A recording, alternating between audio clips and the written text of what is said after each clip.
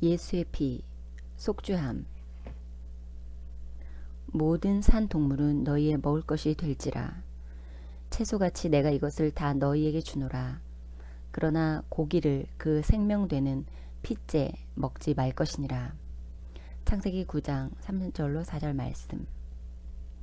이 구절에서 하나님께서는 피가 육체의 생명이 됨을 명확히 밝히셨습니다.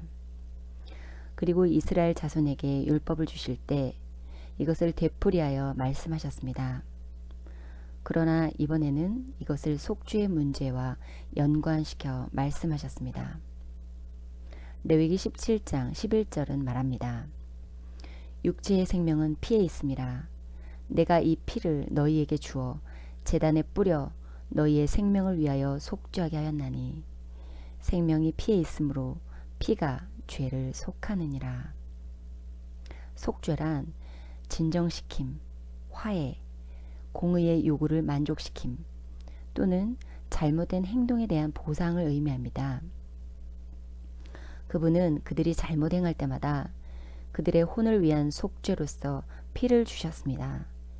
이것은 하나님의 신성한 명령이었으며 그분의 신성한 원칙이자 법이었습니다.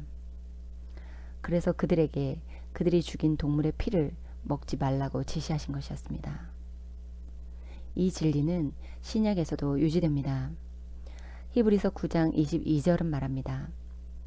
율법을 따라 거의 모든 물건이 피로써 정결하게 되나니 피 흘림이 없은즉 사함이 없느니라. 죄는 피 흘림이 없이 제거될 수 없습니다.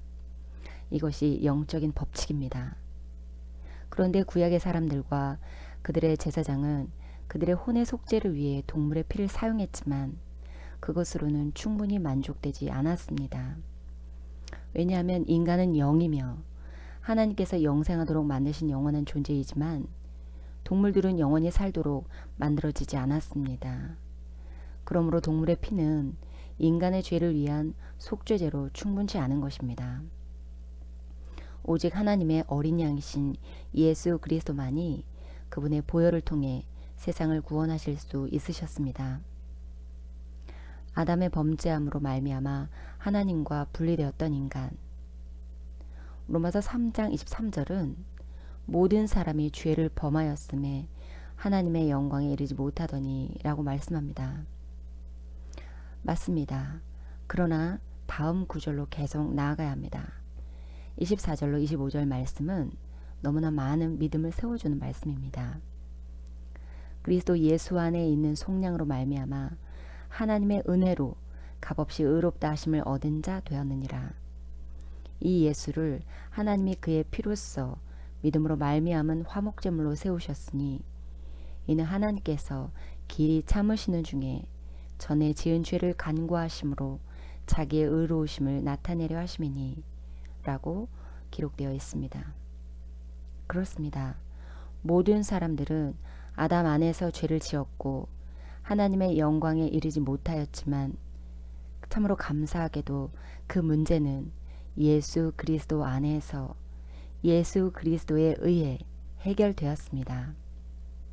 우리는 그리스도 예수 안에 있는 속량으로 말미암아 하나님의 은혜로 값없이 의롭다 하심을 얻었고 의롭다고 선포되었습니다. 로마서 3장의 화목제물로 번역된 헬라어는 힐라스테리온인데 이는 속죄의 장소 또는 속죄소를 의미합니다. 구약에서 속죄소는 하나님의 언약궤를 덮는 덮개였습니다. 거기서 하나님은 대제사장을 만나셨고 그분의 임재가 그곳에 있었습니다. 그곳은 희생 제물의 피가 하나님의 임재 안에서 뿌려지는 곳, 즉 속죄의 장소였습니다.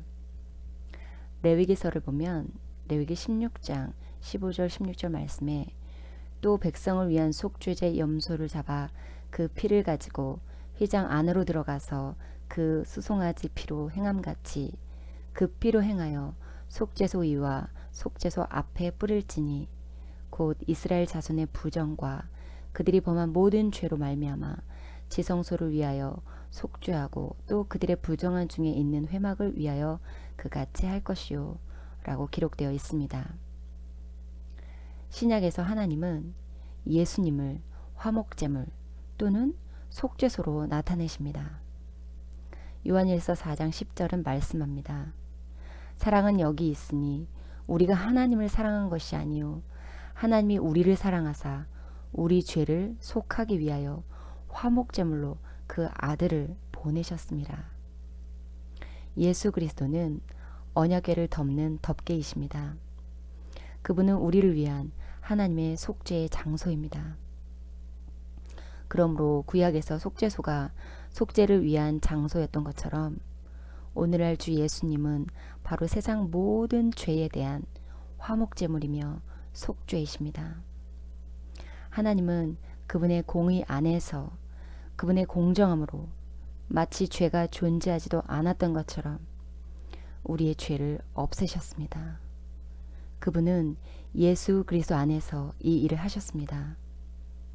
이것은 예수 그리스도 안에 있는 모든 사람에게 유효합니다. 그리스도는 당신의 속죄소입니다. 예수 그리스도께서 우리의 죄악 때문에 상하셨고 우리의 곤경은 예수 안에서 해결되었기 때문에 이제 우리는 더 이상 하나님의 영광에 이르지 못하는 자가 아닙니다. 그분은 그분의 죽음과 장사됨과 영광스러운 부활로 우리가 하나님께 영원하고 의롭게 살 수 있게 하셨습니다. 그분의 이름을 영원히 찬양합니다.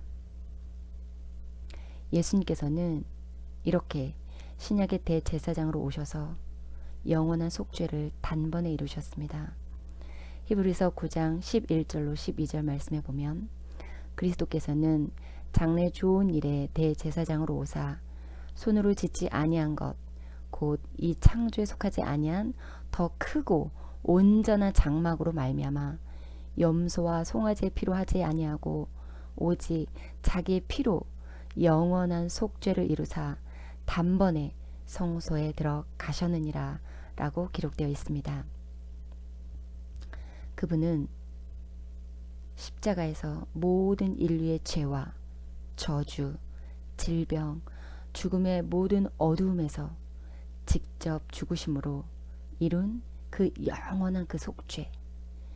이것은 죄와 악 그리고 우리를 향한 하나님의 꿈과 일치하지 않는 모든 것으로부터 우리를 구출한 것이었습니다.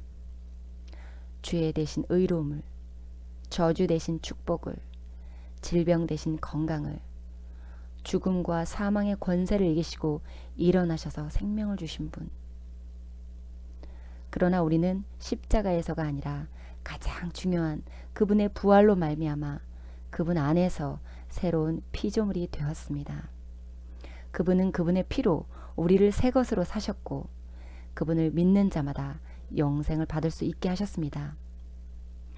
요한복음 3장 16절 말씀에 하나님이 세상을 이처럼 사랑하사 독생자를 주셨으니 이는 그를 믿는 자마다 멸망하지 않고 영생을 얻게 하려 하심이라 라고 기록되어 있습니다. 그분의 피로 이 모든 게 충분했습니다. 그분의 피가 이 모든 것을 하셨습니다. 하나님께 영광 돌립니다. 사랑하는 하늘의 아버지, 예수님의 보혈로 인해 감사드립니다. 내 삶을 덮었던 죄의 권세가 완전히 파괴되었음을 담대하게 선포할 수 있습니다. 그러므로 나는 의 안에서 기뻐하고 하나님께 영광을 드리며 자유롭게 살아갑니다. 예수님의 이름으로 기도드립니다. 아멘.